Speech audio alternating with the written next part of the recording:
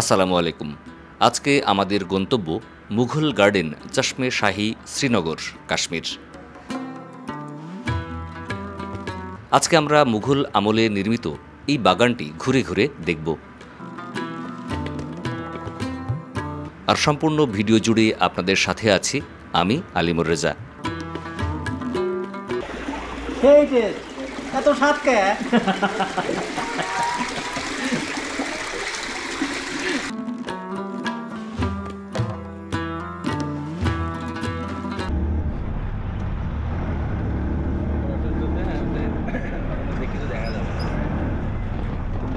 শ্রীনগরের হজরত বাল মসজিদ প্রাঙ্গণ থেকে শুরু হলো আমাদের এবারের যাত্রা। যাত্রার বাহন হিসেবে আছে রিজার্ভ করা অটো, আর সাথে আছে আমাদের ভ্রমণ সঙ্গী এনাম ভাই। চলতি পথে শহরের মানুষজন, স্কুল থেকে ঘরে ফেরা কাশ্মীরি বালক বালিকাদের কোলাহল দেখতে দেখতে এগিয়ে যাচ্ছি আমরা।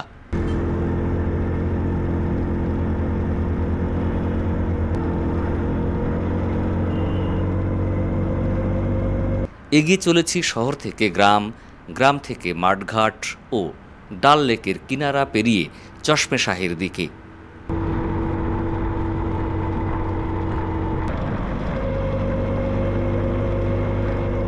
কোনো দর্শনীয় স্থান বা পর্যটন কেন্দ্র ভ্রমণের থেকে এই পথে পথে চলতেই আমার বেশি ভালো লাগে।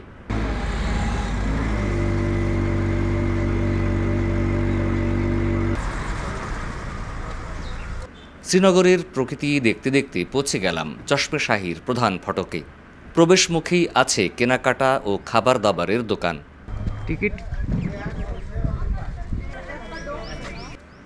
এবার পালা প্রবেশের জন্য টিকিট ক্রয়ের। বড়দের জন্য প্রবেশ মূল্য জন প্রতি 24 রুপি, আর ছোটদের জন্য 12 রুপি।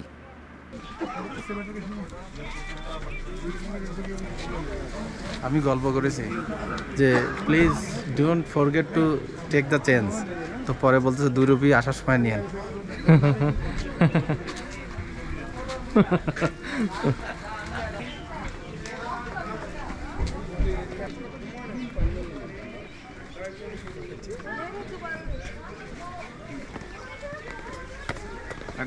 পাহাড়ের পাদদেশে খাঁজে খাঁজে তৈরি করা হয়েছে এই বাগান। তাই তো সিঁড়ি বেয়ে উঠতে হয় বাগানের এক তলা থেকে আর এক তলায়। বরফ দেখার জন্য হেভি গরমের ভিতর বরফ দেখতে আসছে। এই যে ন্যাচারাল বাগানটি নানান ধরনের গাছগাছালি আর ফুলে ফলে সুশোভিত। আছে নানান জাতের বাহারি দৃষ্টিনন্দন গাছ। বাগানটি যথেষ্ট পরিষ্কার পরিচ্ছন্ন ও গোছানো।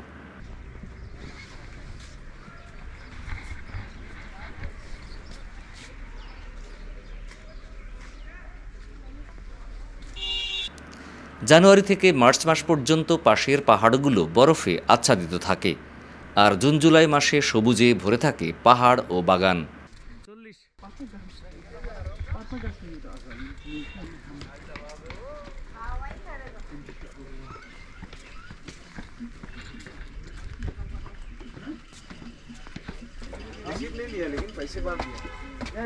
বাগানের ভিতরে আছে কাশ্মীরি ট্র্যাডিশনাল পোশাক পরে ছবি তোলার ব্যবস্থা।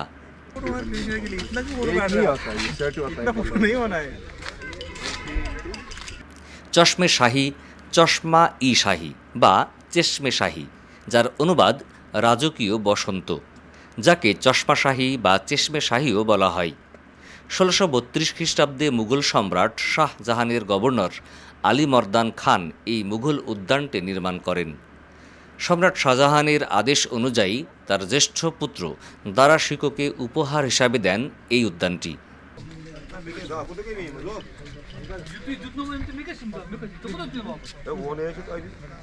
উদ্যানটি ভারতের জম্মু ও কাশ্মীরের শ্রীনগরের ডাল লেকের কাছে এবং রাজভবন বা গভর্নর হাউজের কাছেই অবস্থিত। বাগানটি 108 মিটার লম্বা, 38 মিটার চওড়া এবং 1 একর জমি জুড়ে বিস্তৃত।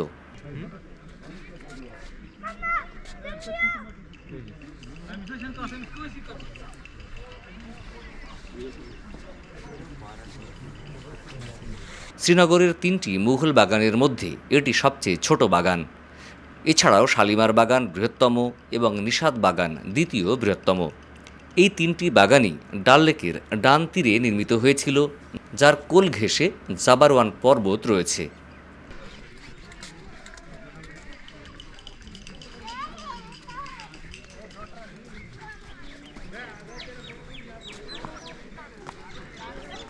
শৈল্পিকভাবে নির্মিত বাগানটি শিল্প ও স্থাপত্যে ইরানি প্রভাব রয়েছে এবং নকশাটি পারস্য বাগানের উপর ভিত্তি করে তৈরি করা। এটি একটি মিঠা পানির ঝর্ণার চারপাশে নির্মিত। ঝর্ণার পানিতে কিছু ঔষধি গুণ রয়েছে বলে বিশ্বাস করা হয়।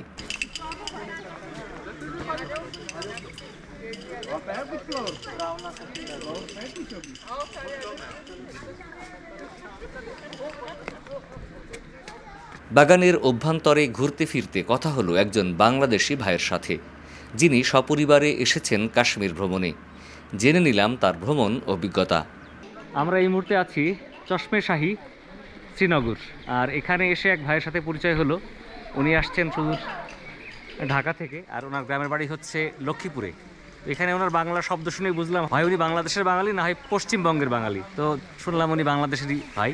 তো আপনি কবে আসছেন এখানে? আমার আজকে 6 দিন হলো কাশ্মীর। 6 দিন। ফ্যামিলি নিয়ে আসছেন? হ্যাঁ, আমি ফ্যামিলি নিয়ে আসছি। সব জায়গা দেখা শেষ, আজকে সিটি ট্যুরের জন্য রাখলাম। ও আচ্ছা। ডাল লেক এবং গার্ডেনগুলো। ও আর ওই আপনারা হচ্ছে গুলমার্গ, সোনমার্গ ছিলেন? আমি সোনমার্গ গেলাম, তারপর গুলমার্গ, তারপর হচ্ছে পেহেলগাম, তারপর হচ্ছে দুধপাত্রি। আর নতুন জায়গা আছে দুধপাত্রি, ওটা সুন্দর জায়গা। হ্যাঁ, নাম শুনেছি। ওখানে কি বরফ আছে এখন? হ্যাঁ, দুধপাত্রিতে পাহাড়, বরফ। গুলমার্গ আর সোনমার্গের একটা কম্বিনেশন। আচ্ছা, ওখানে দুধগঙ্গা নদী আছে ওখানে। আচ্ছা, ভালো সুন্দর জায়গাটা। আর আপনারা ফিরবেন কবে? কালকে এয়ারে। এয়ারে। আচ্ছা আচ্ছা। তো ভালো লাগলো পরিচিত হয়ে। আর আমাদের ফ্লাইং বার্ড চ্যানেল।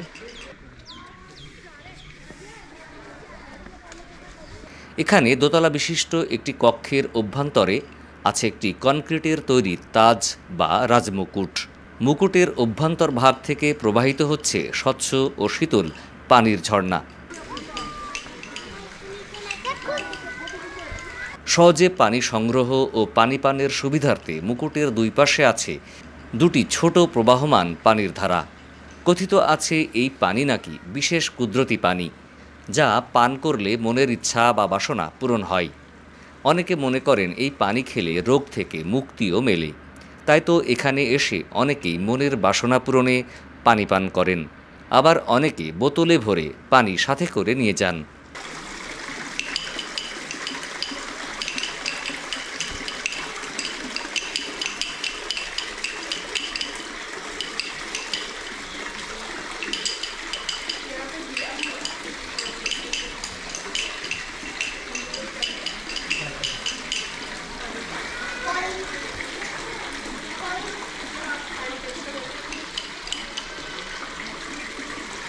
बेटा आपको कैसा लगा? बहुत अच्छा लगा। हाँ। आप कहाँ से है? मुंबई से। और ठीक है, उसका शाहरुख का घर है उधर है। आप तो हीरो है। मेरा यूट्यूब चैनल पब्लिसिटी हो जाएगा ना, आप हो जाएगा।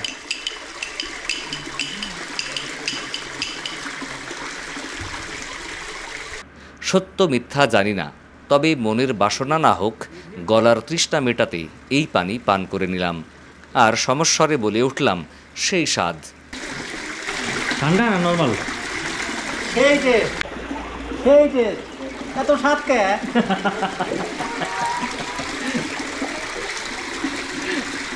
এত স্বাদ কে? এত স্বাদ কে?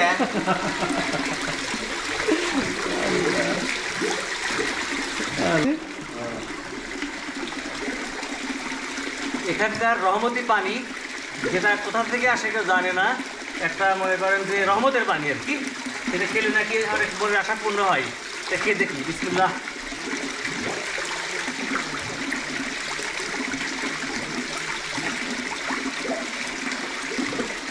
মনের একটাই মাত্র আশা মনের মধ্যে রেখেছি, আর পানি খেলাম। দেখা যাক আশা পূরণ হয় কিনা। আলহামদুলিল্লাহ।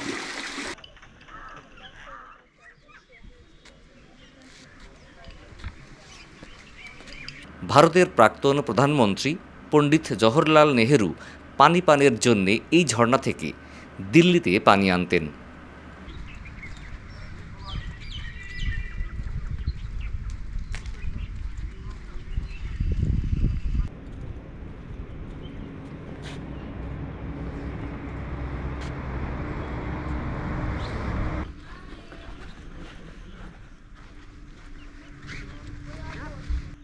এই মুহূর্তে আমরা আছি চশমে শাহী, শ্রীনগর, কাশ্মীর।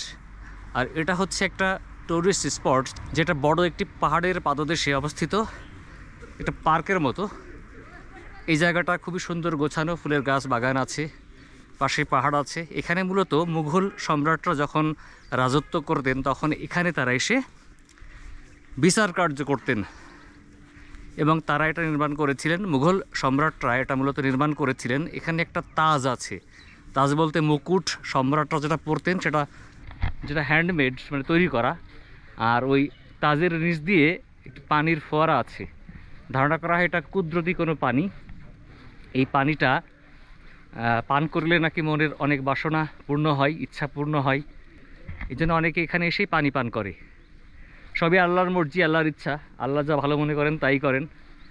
তবে কথা হচ্ছে যে এটা সম্ভবত পাহাড়ের উপর দিয়ে প্রবাহিত কোনো ঝর্ণাধারা, যেটাকে লাইন করে বা ক্যানাল করে এই তাজের নিচে দিয়ে প্রবাহিত করা হয়েছে, যার ফলে এটা কন্টিনিউয়াসলি চলে আসছে। কখনো এটা বন্ধ হয় না, চলতেই থাকে পানি এবং পানি আসতে থাকে।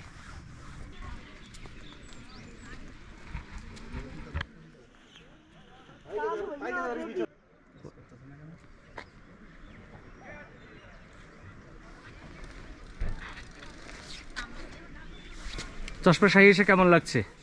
চশমা শাহী আলহামদুলিল্লাহ, এখানে অনেক ভালো লাগছে। সকালে যখন শুরু করেছিলাম, শুরুটা আমাদের খারাপ ছিল, যাই হোক আমার জন্য খারাপ ছিল। জায়গাটা খুব বেশি ভালো লাগে নাই শালিমার, যদিও ভিডিওতে অনেক দেখেছি অনেক ভালো, কিন্তু সেটা সামারে। এখানে আজকে এসে যেটা দেখলাম ওখানে আসলে টুরিস্টও খুব কম, কিন্তু এখানে এসে দেখছি বা এর পরের যেগুলো স্পটে গেছি প্রত্যেকটাই খুবই ভালো ছিল। আলহামদুলিল্লাহ, এইসব জায়গাগুলো আসার জন্য recommended, highly recommended to visit these places.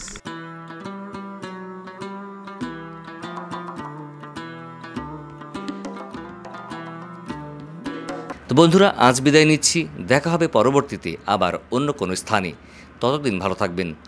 আর যারা ফেসবুকে আমাদের ভিডিও দেখছেন, ভিডিও ভালো লাগলে শেয়ার করতে ভুলবেন না, লাইক ফলো করে আমাদের সাথে থাকবেন। আল্লাহ হাফেজ, আসসালামু আলাইকুম ওয়া রাহমাতুল্লাহ।